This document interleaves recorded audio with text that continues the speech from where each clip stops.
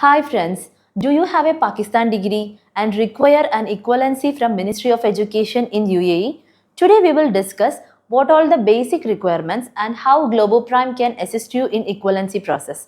If you want to check our reviews, you can visit our review page. So if you are holding a bachelor's degree from Pakistan of 2 years, not to worry. Recently, one of our clients secured bachelor equivalency for his 2-year BCom degree. Most importantly, we are talking about degrees other than engineering.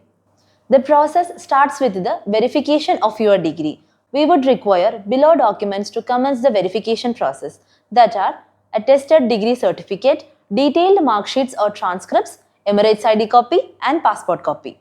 There are two ways to verify your degree, either Quadrabay or data flow. Once the verification is completed, the report is generated and we can apply equivalency from Ministry of Education and you will receive equivalency within a day.